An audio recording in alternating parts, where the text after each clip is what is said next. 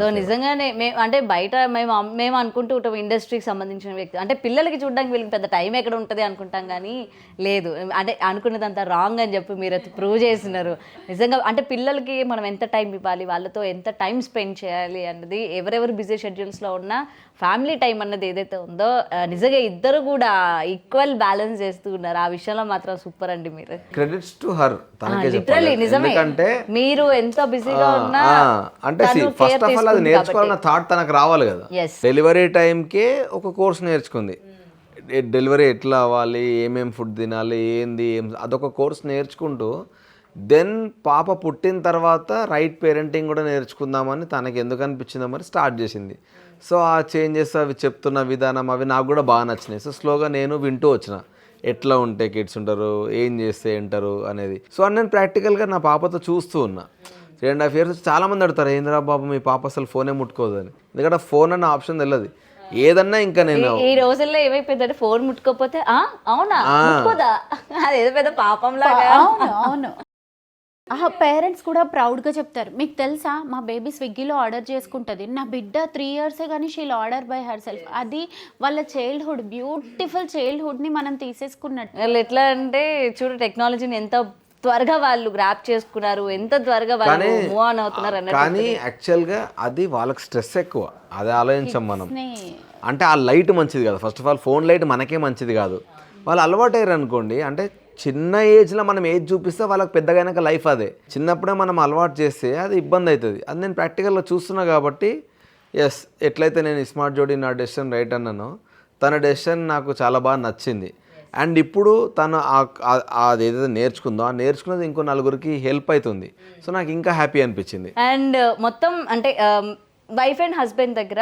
అంటే ఈ మధ్యకాలంలో మనం చూస్తూ ఉన్నాం చిన్న గొడవ వచ్చినా లేకపోతే ఏది వచ్చినా సరే వెంటనే విడిపోవడమే మెయిన్ డెసిషన్ అని చెప్పి తీసేసుకుంటూ ఉన్నారు అభయ్ గారిని అడిగితే అసలు ఒక వైఫ్ని మనం ఎలా హ్యాండిల్ చేయాలి లేకపోతే ఒక హస్బెండ్ని మనం ఎలా హ్యాండిల్ చేయాలి అంటే ఏం చెప్తారు బేసిక్గా ఎవరి పర్సనల్ లైఫ్ వాళ్ళకు ఉంటుంది సో ఆ స్పేస్ని మనం ఇద్దరం ఇచ్చుకోవాలి ఇంకోటి అండర్స్టాండింగ్ నేను ఒకటే సింపుల్ లైన్లో చెప్తా విడిపోవడానికి 1000 కారణాలు ఉన్నా వాళ్ళు కలిసి ఉందామని డిసైడ్ అయినప్పుడు ఒక్క కారణం అని ఉంటుంది లేకపోతే కలవరు కదా ఒక్క కారణం అని ఉంటుంది మనం కలిసి ఉందామని అనడానికి ఆ ఒక్క కారణం ఆలోచిస్తే ఈ 1000 కారణాలు వెళ్ళిపోతాయి ఎంతసేపు నువ్వెంత నేనెంత అనుకుంటే పోతుంది మేజర్ ప్రాబ్లం ఎనీ పేర్ కపుల్ మధ్యలో జరిగేది ఈగో ప్రొఫెషనల్ లైఫ్ సో ఎక్కువ మనం టైం ప్రొఫెషనల్ లైఫ్ స్పెండ్ చేస్తూ ఉంటాం ఇంటికి వచ్చిన తర్వాత వైఫ్ అండ్ హస్బెండ్ కలిసి మాట్లాడుకోవడం ఇది తక్కువైపోతుంది ఇది అయిపోవడం వల్ల ఇంకోటి ఏంటంటే ఒక take it for granted situation ఒకటి ఉంటుంది ఏంటి అంటే ఎట్లయినా ఇంటికి వెళ్ళిన తర్వాత మనం కలిసే ఉంటాం కదా అన్న పాయింట్లో మనం అనుకుంటాం కానీ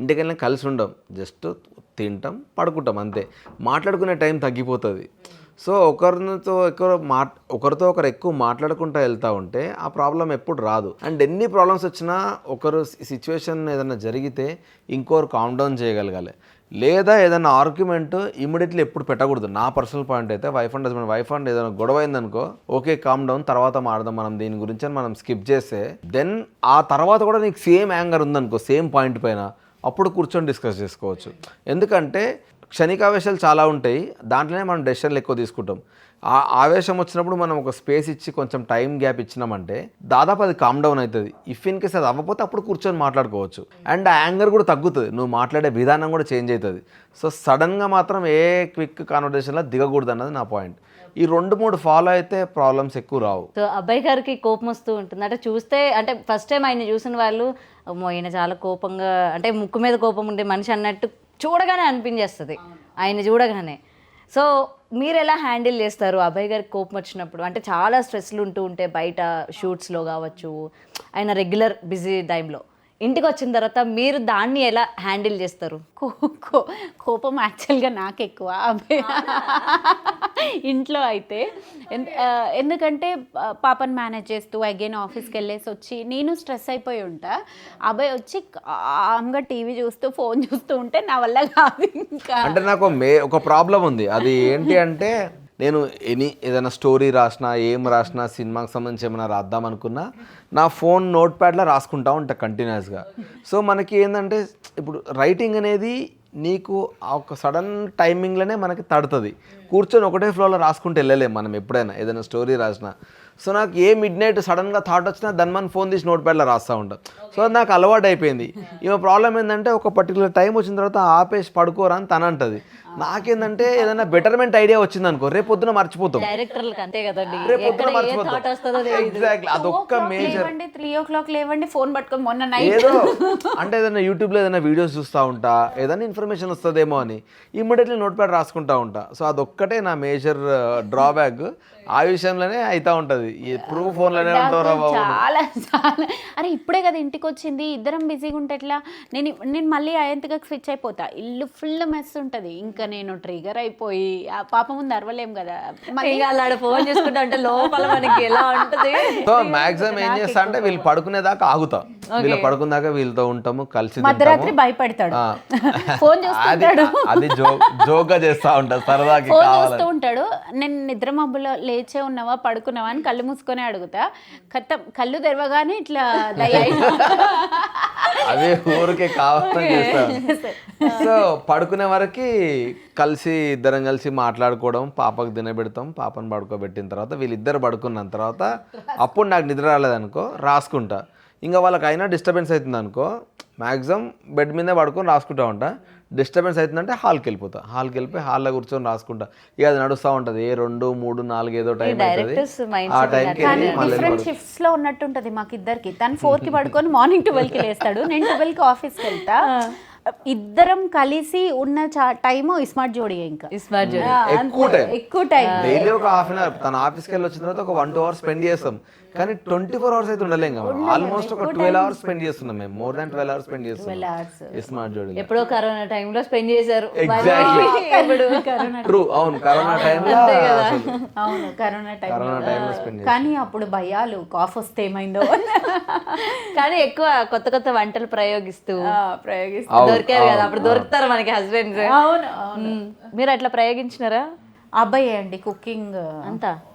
మీరు వంట నేను కుక్ చేస్తాను. ఎవరు బాగా చేస్తారు మీ ఇద్దరులో? ఆయనే బాగా చేస్తారు జనరల్లీ, ఆయన బాగా చేస్తారు అని అంటే కాదు ఆయన బాగా చేస్తారు అంటే రేపు పొద్దున్న నాకు మంచి ఫుడ్ దొరుకుతుంది. ఇప్పుడు నేను బాగా చేస్తానంటే రేపు నేను ఉండాలి. సో బేసిక్గా అంటే ఏదన్నా ఎక్కువ ఆలోచించి స్ట్రెస్ అవుతున్నా అన్న ఫీలింగ్ నాకు వచ్చిందంటే నేను కుకింగ్ ప్రిఫర్ చేస్తా. ఎందుకంటే ఇంకా దాంట్లో ఏ మైండ్ పెట్టలేం. సో నీ ఇప్పుడు చాపింగ్ అయినా కూడా, కట్టింగ్ అయినా, ఏదైనా కూడా మనకి తెలియకుండానే ఆ జోన్లోకి వెళ్ళిపోతాం కదా. సో ఇమ్మీడియట్లీ నాకు ఏదైనా కర్రీ వండాలనుకుంటే యూట్యూబ్లో చూసుకుంటా, నాకు తెలిసిందంటే ఓకే, తెలియదంటే యూట్యూబ్ చెక్ చేసుకొని పాస్ కొట్టుకుంటా, ఒక్కొక్కటి చేసుకుంటా.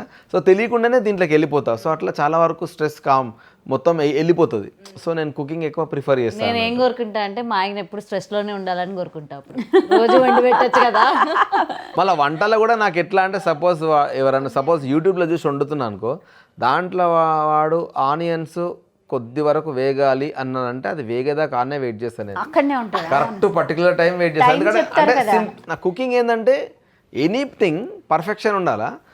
ఎస్పెషల్లీ కుకింగ్లో అన్ని ఇంగ్రీడియంట్స్ ఉండడం ఈజీ, కానీ ఒక టైం ఫ్రేమ్ ప్రకారం చేస్తే టేస్ట్ చాలా మంచిగా వస్తుంది. మనం ఇప్పుడు ఏదైనా మిస్ అయితే వదిలేస్తాం కదా, అది మిస్ అయింది నెక్స్ట్ అలా ఉండదు. అది మిస్ అయితే అది ఆర్డర్ చేయాలి, అది ఇంటికి రావాలి, ఉండాలి. అది 30 seconds వేయాలంటే 30 seconds అంటే బేసిక్గా నాకు ఒక సినిమాలో రేడియోలో విని రాజేంద్ర ప్రసాద్ గుర్తొస్తుంది నాకు అసలు. బేసిక్గా మనము స్ట్రెస్ పోగొట్టుకోవడానికి కదా వండేది. ఆ వండేది నీట్గా వండితే తినేటప్పుడు కూడా ప్రశాంతంగా తింటాం కదా. అందుకని చాలా మీరు చికెన్, మటన్, ఆలూ ఫ్రై, పప్పుచారు, పచ్చి పులుసు అండ్ ఆల్మోస్ట్ అన్ని నాన్ వెజ్లు నేనే వండుతా.